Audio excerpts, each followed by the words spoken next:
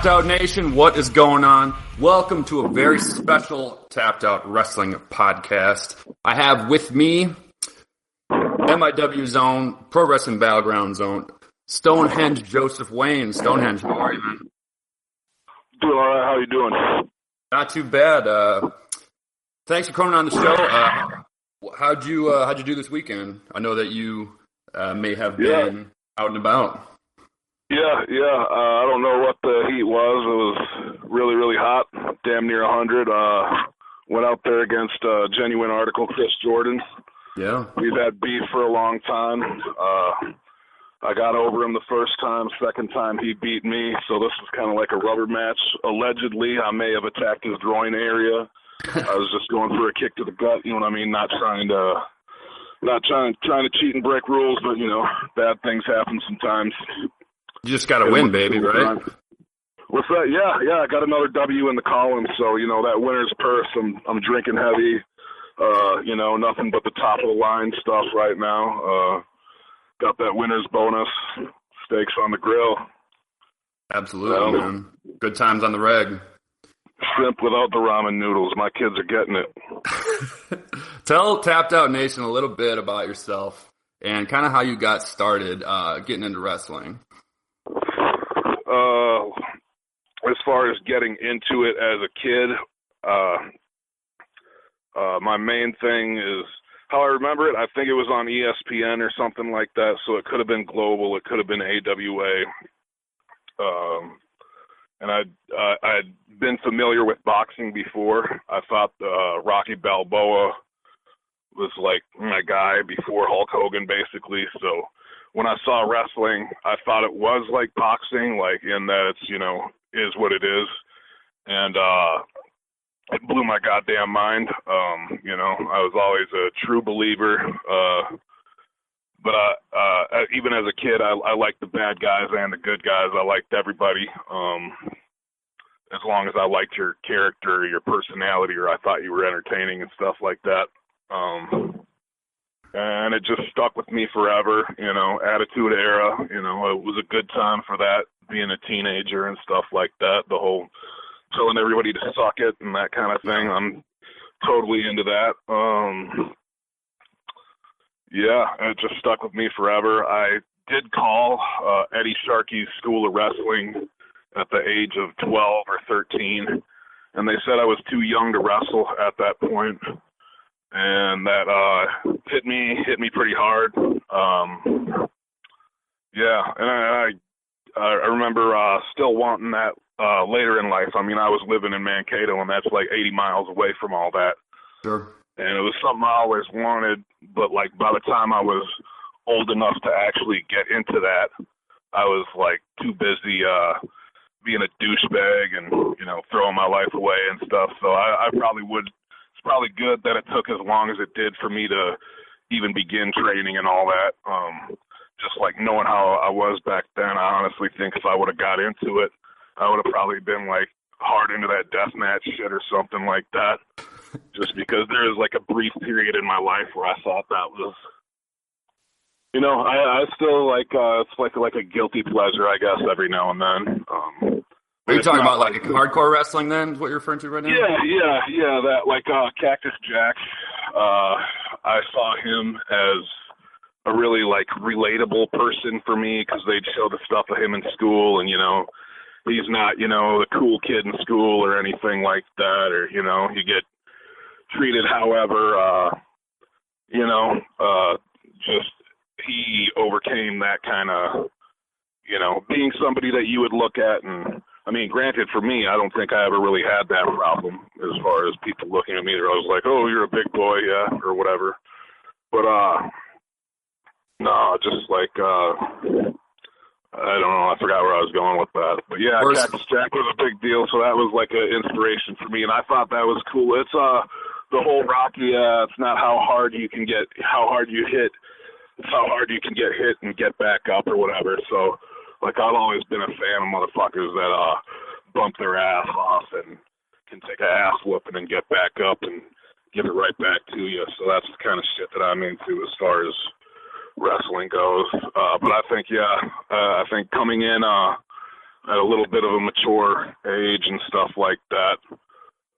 It's probably been helpful, I guess, because I didn't come in too early. If I was crazier then than I am now, I guess. So I just feel like I'm a little bit more humbled just by, time, I guess. And I know, got kids and stuff like that, so it's not like I'm going to be jumping off the top of, any buildings off a truck or anything like that, unless the pay is right. Unless you got someone to land on, right? Yeah, that too. Would it be safe to say that since you're a big Rocky fan and a Hulk Hogan fan, that Rocky 3 is your favorite since it features the both of them? Honestly, Rocky 4 is the one, and I know like everybody laughs when they hear that, but it's like a sentimental thing more than anything, just because that's the one I liked the most when I was a kid and stuff like that. I've always been kind of like one of those kids that was always bouncing off the wall and all that. So a lot of that stuff would be like background growing up. I wouldn't just watch Rocky or whatever. I would be Rocky, like I wouldn't just watch WWF. I would be WWF. We used to take big ass pieces of wood, like big long wood planks or whatever, and just make a square and get the kids in the neighborhood together, and it'd be like, we're Legion of Doom, or the bigger kids would usually get to be Legion of Doom, and just because it'd be like me and one of my best buddies would always fight him and his brother's friends and all these older kids and stuff, and they'd be all the badass tag teams. We'd be like the Rockers or some shit like that, and just get our asses whooped. And, oh yeah, like a lot of that stuff. Like I look back on it and I'm like, man, it's crazy nobody got hurt. But I think that's just, I don't know if kids do that anymore, like football and stuff. Like I think of like it's like the most un-PC name for a game ever, but I remember like Smear the Queer or whatever. I don't know what they call it now, or something like, just like stuff like that. I just remember that being a part of that. I don't know. And there's no way to get anything like that in my life other than through wrestling, just the physical contact, going out there, getting kind of crazy, but still at the same time doing it in a way where, probably not going to die, Would you say the Road Warriors were a big influence on you as well, just given the kind of the gear that you come out with and the entrance that you take? I always thought they were really cool. Like I was like WWF was my thing, and it's like I feel like I remember Demolition before I remember the Road Warriors, just because I was so into that product at the time. And I remember like thinking both of them were badass, but then they also had like Powers of Pain. I think those guys had paint too. It was pretty much any tag team that was big and muscly and had paint I thought was badass. But my favorite tag team, like if I really go back as a kid, and like would have been the Rockers for sure. And then pretty much everybody else tied as a second. Like a lot of those like characters are just so colorful and like over the top or whatever. That's always been the kind of stuff that I've been into as a kid, and you know what I mean? But I still like all the Attitude Era, I wear all black, I'm a whoop your ass kind of stuff. That's cool too. Yeah, and you kind of mix those two together because one of the things that we talk a lot about is, there's not a lot of characters we can get emotionally invested in. There's just kind of wrestlers with names, and we can follow their Instagrams. But, a lot of us who are, you and I are around the same age, like we're drawn into characters and them living their gimmicks, and you kind of do that, I think, very well. I mean, like, I don't know, like I try not to be too different from who I am, whether I'm doing, me at home or me out and about and stuff like that. I try to meet halfway as far as that. Like if I were to come out and pretend to be, I don't know, I can't think of any good examples off the bat, like an astronaut or something like that wouldn't make sense for me. That'd be, I'd find a way to pull it off, and I'd probably make it really badass, but I don't know, like it's more fun to be like a weird element of yourself. You know what I mean? It's like a lot of this stuff, I think for the wrestling people, it's something they got for something buried within them. You know what I mean? And just letting out a side of yourself that you wouldn't be able to show to the world without getting arrested or something like that. You know, like there's no way I can act the way I act in the ring in real life, but sometimes you do want to frickin' spaz out and stuff like that. And wrestling gives me a nice little outlet to, you know, meet halfway as far as all that stuff goes. Now you're a big guy. You're 6'6"? Yeah, roughly.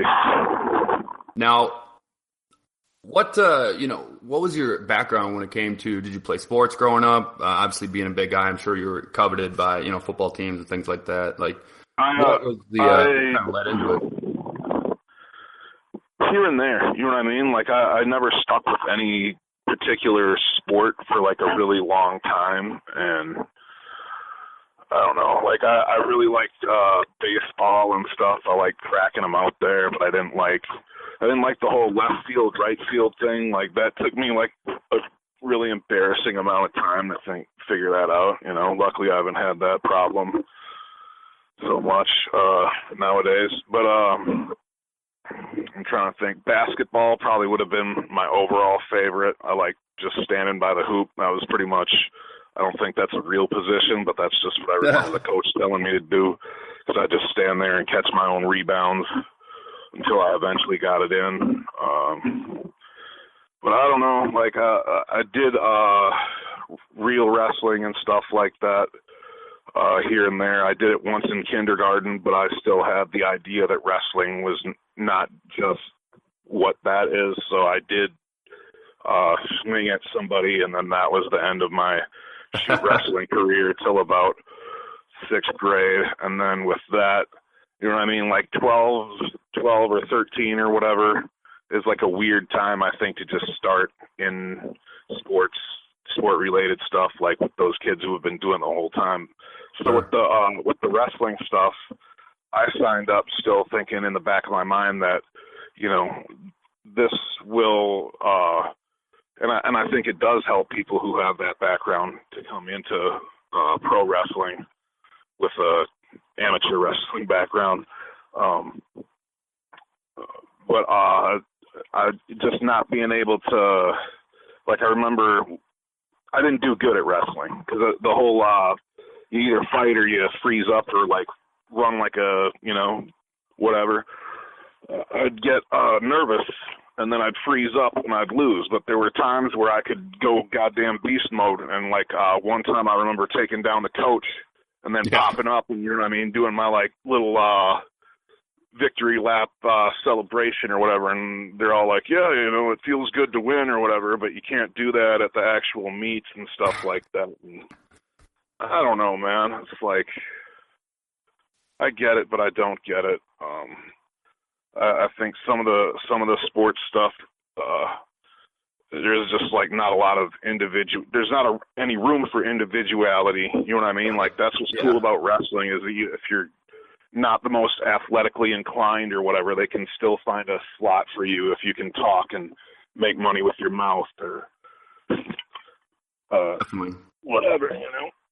You let's get into that a little bit because given you have a very imposing stature, I see you do a lot of kind of bully wrestling, and you like to get a rise out of the crowd. I've seen you kind of engage a little bit. What's kind of the MO when you're going into a show? Like, do you want to basically get heat quickly, or does it kind of depend on the crowd? Or because I've seen you, say some things to the crowd, and I won't repeat them on this podcast. But if Tapped Out Nation wants to see, of course they can. They can go. I probably won't even remember it. Is it kind of you go out to get a rise out of the fans, or put someone over, or do you just go out to beat someone up, or is it a combination of the three? It's everything, man. Like, I don't know, man. Like, I like the stuff like, even like with the kids or whatever, just walking by or whatever. they know what they think they know and all that or whatever. I like being able to just, pop at them real quick and startle them or, Yeah. Like the first time the first match I ever had was really weird because the whole reason I got thrown in was because somebody no-showed. Otherwise, I would have had no real business being out there. And the guy who trained me, I think he was like, well, it's not my show. It's way out in the sticks. Let's just throw the guy in the water and see if he can swim. So I went out there and just, did what I had in my mind. Like, I already had kind of visualized how it would look, me coming out. And I like the idea of even like when they do like weird stuff where it's like I'm not sure if they're trying to turn me baby or whatever, but if the crowd starts cheering and stuff like that, I'll just be like, don't patronize me. I don't need you to, you know what I mean? It's not like, hey, shut up. I'll say that. I mean, sometimes it's hard to really get super psychological with them, and it's easier to just be like, hey, shut up, you're all fat and stupid, but I like being able to like mess with people's minds and stuff, you know what I mean? Just like walk up to them, just get like unnecessarily close and then just like, smirk at them weird as opposed to just, come up mean mugging, It's like, yeah, like why is this guy smiling? Like sometimes that's way goddamn creepier than just seeing somebody with an angry face. I don't know. I get freaked out by overly smiley people, I guess. I want to bring up a specific situation that occurred, and it was after a show. This was a couple weeks ago, and there was a young fan. I'd say he was around probably 5 or 6, right? Okay. And he came up to you. I watched this happen. He came up to you, and he was referencing someone that had beat you in a match previously, and you said in front of his parents, you said something along the lines of, "Well, the next time I meet him, I'm going to put him in the hospital or something like that." And okay. Yeah, I know what you're talking about now. So that's it was a whole family wearing PD Brown shirts. Yeah. And it looked like they were like custom made, like the kind where you like take a picture you took and get them screen printed on somewhere or something like that. Sure. So I don't know if they were ones they even bought from PD Brown or if they were ones they made, but I guess that's besides the point. Yeah, the kid, he came up or whatever, and he was like, yeah, whatever, you're cool and all that stuff. And I'm like, yeah. And I'm like, hey, who's your favorite wrestler? And then he goes, yeah, downtown Petey Brown. And then just, I'm supposed to be somewhat heel or whatever. So I'm just like, I just start laughing at him, and I'm like, yeah, that's too bad. I really like the guy because next time I see him in the ring, I'm going to take him from the dance floor and put him in the hospital or whatever. Yeah. And the kid starts screaming at the top of his lungs. He's like, I don't even remember what he said, but I ain't seen a kid so damn mad in my whole time doing this. Like, I haven't seen anybody that angry. So whoever that kid was, man, like, that kid really loved Petey Brown. And immediately afterwards, I'm like, okay, I changed my mind. You know what I mean? I don't want it because that little kid, he was like 5, 6 years old. He looked like he was going to try and whoop my ass. So. Yeah, oh, yeah. I remember he was shaking his finger at you, and Yeah, dude, he was heated. His mom had to hold him back. It was like, okay, he was just being a wrestler. He was doing his wrestling thing. You know what I mean? Right. And I feel like that's how it's supposed to be. I'm not. You know what I mean? It's different if I'm like spitting at a kid or whatever and being like, you know what I mean? Like, I'll still sign anybody's, if they come up, but I'm gonna at least, be like somewhat douchey about it as a heel. You know what I mean? If I'm getting booked at the show as a baby or whatever, I don't like the idea of the guys who are supposed to be coming out, as a bad guy or whatever, and then some people start clapping for him, and then they just like mid-match or whatever start trying to suck their own dick or whatever and want to get cheered or whatever. For me, I don't care either way. You know what I mean? But if I'm coming out as a bad guy, I'm not gonna, even as a baby. Like I feel like the idea of me coming out slapping a bunch of hands, it just like it's hard for me to see it in my brain. You know what I mean? Like, yeah, maybe throw bumps and knucks and stuff like that, but it's just like. Like look at Stone Cold, you know what I mean? He didn't put the middle fingers down and start high-fiving everybody and stuff like that, you know. Like, sometimes they just want you to be a goddamn, you know, they want you to be a badass. They want you to be mean. They want you to, you know. Sometimes I think the same old white bread, you know, overly, like how they brought in The Rock when he first came in. Yep. Like, I don't think that works in this day and age, you know what I mean? Depending on the person, depending on the character or whatever, just coming out. Like I was talking about the smiling thing earlier, like how overly smiley is too weird. You know what I mean? Like, Yeah. if they turn me baby, like I ain't gonna come out. You know what I mean? I don't know. Too much smiling, not trustworthy. That's my thoughts on that matter. Do you think that some wrestlers are afraid to kind of keep that character? Do you think like some of them are kind of scared that it's going to hurt their marketability? Because with what I saw you do with that young fan, I thought was one of the like greatest fan interactions I've seen, because you did what you were supposed to do. You weren't over the line. You didn't scare the kid, and you basically got him to just get worked at the young age of 5 or 6, and it may be something that he doesn't forget for a long time. So my question is, do you feel like some wrestlers, or maybe, you know, more often than not, they're kind of afraid to tread in those waters just because they're afraid of, you know, hurting their marketability or getting booked or anything along those lines? Oh, absolutely. You know what I mean? It's 2017, man. Like, it's hard. You know, like even for me, it's like, where do I draw the line? I recently, there's no way I can tell this story. Sure you can. Sure you can. You have to now. Let's do it. It's like this. Let's say I'll do this in like a metaphorical way, so I'm not you know, telling too much. But let's just say for somebody out there that was trying to book me as a baby face, Okay. and we're doing a show, say, in North Minneapolis or something like that. Before you continue, how do they contact you or book you? What's Sorry, up? before you continue, how do they book you? Like, let's say you're bringing me to somewhere like, where was it? It was like Northeast Wyndham Park. If you're going to bring me somewhere like that and have me wrestle against like a cat whose gimmick is he's like you know, Native American warrior or something like that, like by default, I have to be a heel, because otherwise that will make wrestling look bad. You know what I mean? Right. Like stuff like that. So it's, and at the same time, if I go over, you know what I mean, and that's somebody's first interpretation of wrestling, and you're at it was at like a children's thing for like the elementary school and stuff like that. So my thought is like, you know, like this is a weird conversation to have because I don't even know how to word it.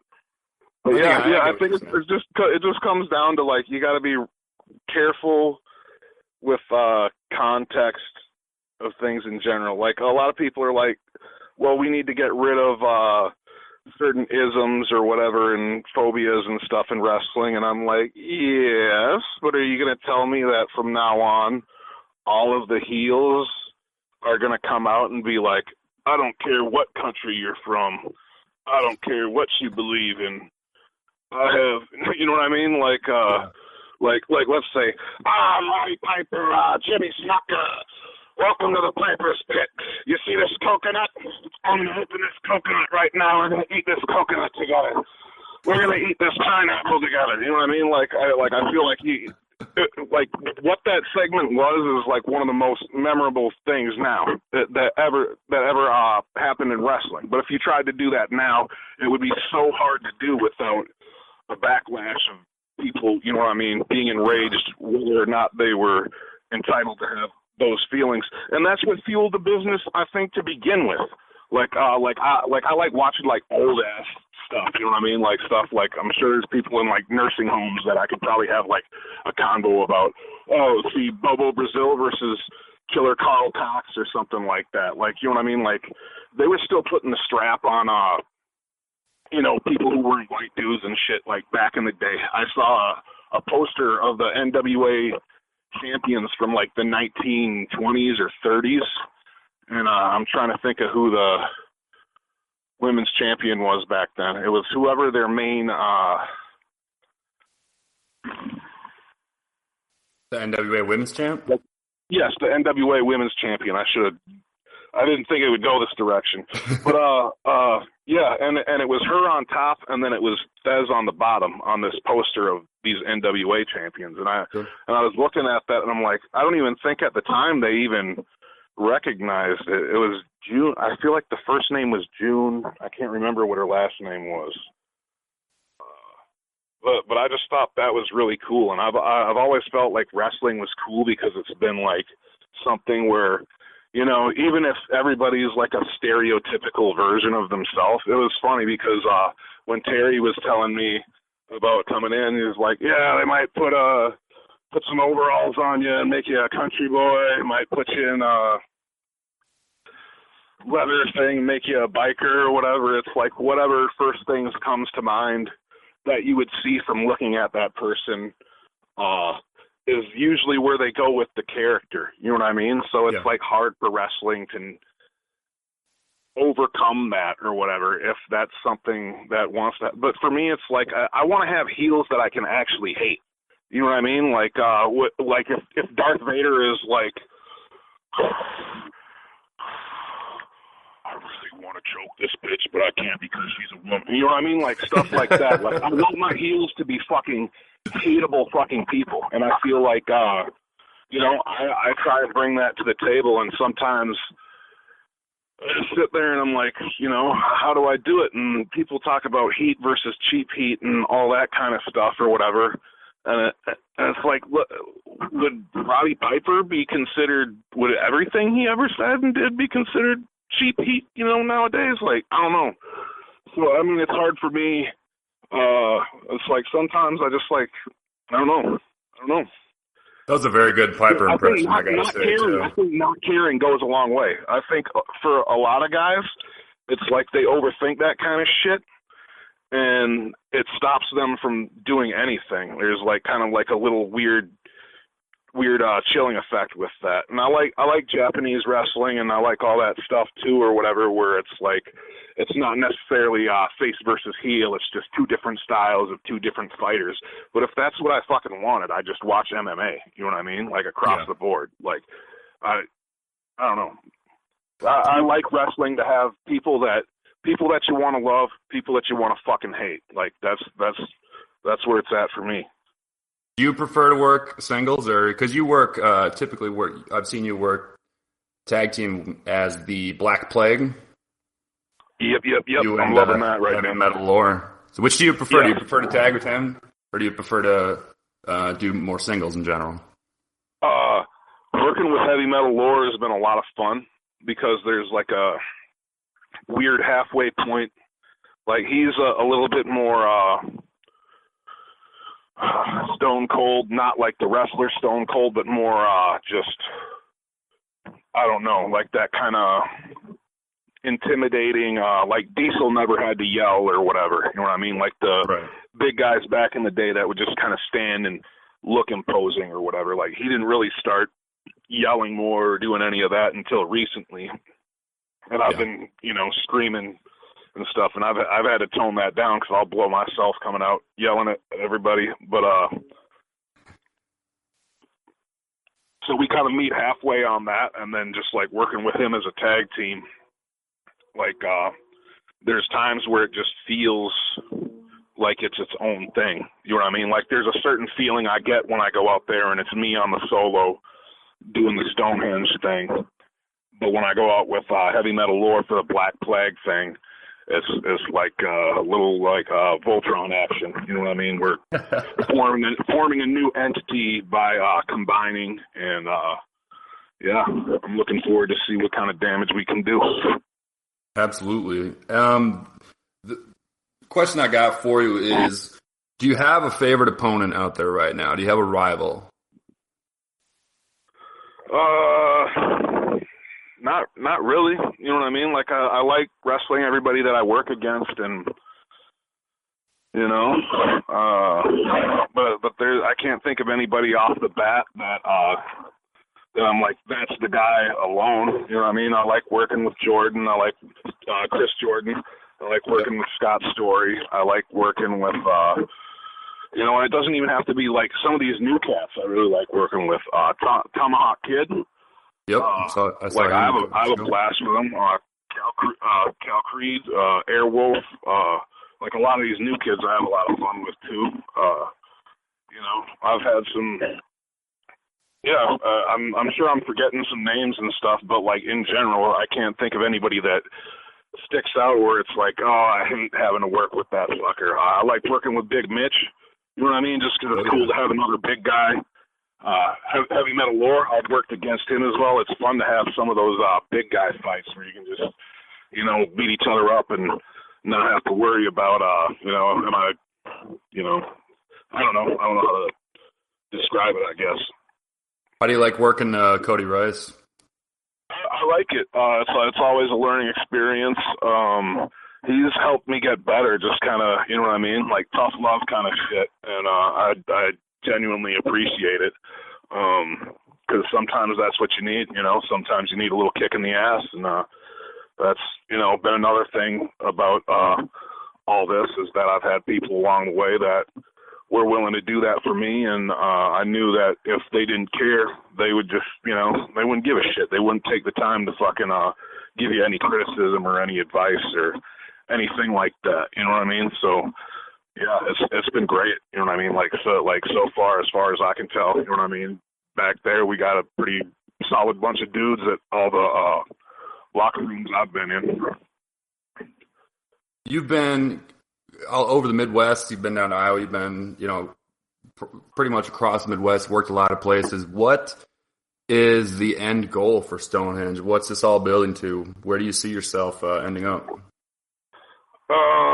For me, like the main thing on my brain is I don't know if I've demonstrated the value to be on that level yet, but I feel like you know, and I know what I'm lacking. I need to get into better shape. I need some better gear. You know what I mean? I know the things that I need to keep working on. And I try and do something every day. You know what I mean? Sure. To keep going forward in that direction. But like for me, it's like I really want to rock First Ave sometime. You know what I mean? Like one of them WrestlePalooza crowds. Like I know they've done like the PBR brawl and stuff like that, and I feel like that'd be a nice little opportunity for me to hop in there and do some damage.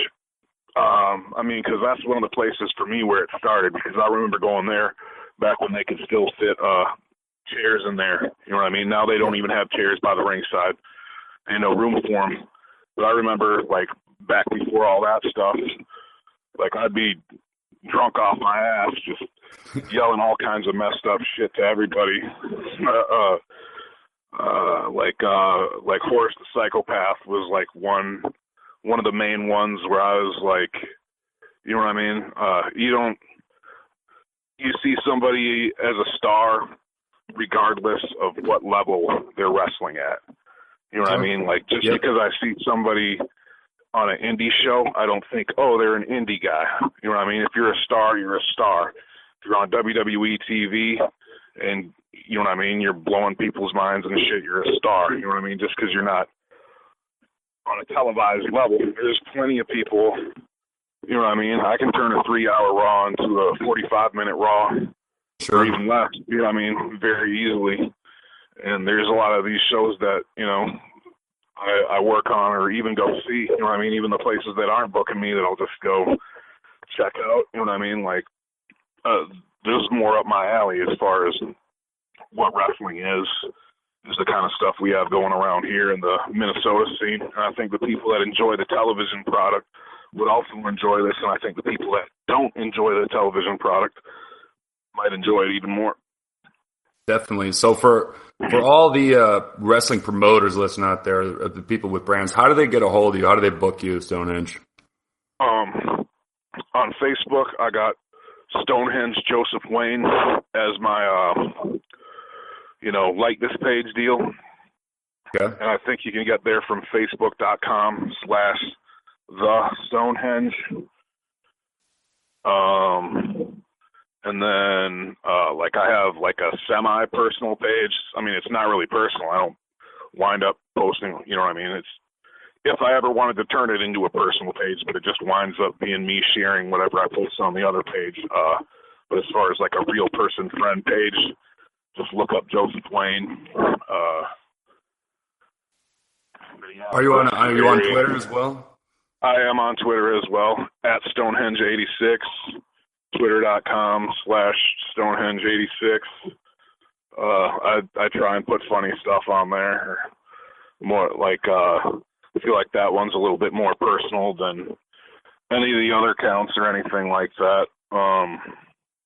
Yeah, and all of those just slide in my DMs, and I will gladly take your booking, most likely. You know what I mean? Sure. I'd love to branch out. I don't care how far away. You know what I mean? Perfect. We're kind of moving toward the end of July here. What events do you have coming up that you've been booked in? Where can we find you for the rest of the summer? In August, you will find me. Man, I had it written down inside the house. I believe it's August 5th, Saturday, August 5th. Pro Wrestling Battlegrounds presents Showdown in St. Paul. It's going to be a battle of the giants. It's going to be me. For the first time, I am outmatched size-wise, height-wise, all of that. This is the first time that I got to chop the big man down. Giant Griffin, 6'9", 420 pounds, which makes perfect sense because I'm going to roll you up and smoke you, boy. That's right, Saturday, August 5th, Pro Wrestling Battleground, Stonehenge coming to Giant Griffin. I'm going to cut you down to size. I'm going to show you I'm the real giant. Hell yeah. Can't fucking wait. Stonehenge. And, what else do I got going on? I also have MIW. I believe the date is Saturday the 26th, August 26th. Not 100% sure. You could go to MinnesotaIndependentWrestling.com to verify this information. I think it's called Parking Lot Brawl is the name of the show, I believe. And it's going to be a cage match main event with Jordan versus Ryan Cruz. But there will also be another match that is so violent you can't contain it in a damn cage. It has to spill out into the streets. It's going to be a Forest Lake street fight. Out in that parking lot. You want a parking lot brawl, you got it. Forest Lake American Legion. Saturday, August 26th, I think. Check it out on the internet. Find out if I'm right. Find out if I'm wrong. Find out if me and Mitch Paradise will kill each other on the Forest Lake streets. Stonehenge, it's coming for you. Fucking right. It is the 26th in Forest Lake at the American Legion. I will be there. Stonehenge, thanks so much for coming on the show, man. Dude, thank you. Anytime you need me, I'll be there. Stonehenge.